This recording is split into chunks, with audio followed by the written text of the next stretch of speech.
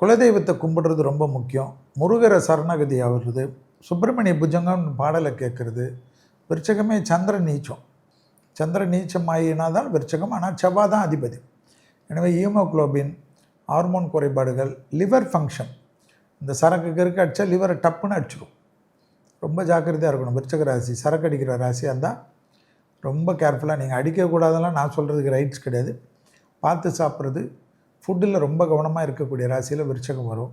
விரதங்கள் இருப்பது ரொம்ப நல்லது விருச்சகத்துக்கு. மாதத்துக்கு ஒரு நாள் பட்னி இருக்கிறது விருச்சகத்துக்கு மிகப்பெரிய பலத்தை தரும். பெரிய கேப்பபிள், எல்லா வீட்டிலும் சாதிப்பார்கள். ஃபைட்டிங் காக்கு, நினச்ச காரியத்தை ஜெயித்து முடிப்பார்கள். அடமண்ட்டாக இருப்பாங்க. அதாவது செத்தால சிலரை முழிக்காத முகத்தை முழிக்கவே மாட்டேன்ற ராசியில் விருச்சகம் வரும். அது ரொம்ப அப்பாவாக இருந்தாலும் அம்மாவாக இருந்தாலும் புருஷனாக இருந்தாலும் பொண்டாட்டியாக இருந்தாலும் அது டக்குன்னு ஒரு முடிவு பண்ணிட்டாங்கன்னா அது கடவுளே வந்தாலும் மாற மாட்டாங்க. ஸோ அதுதான் ப்ளஸ்ஸும் இருக்குது, மைனஸும் இருக்குது. அதே சமயம் 5ஆம் இடத்தில் சனி இருக்குது.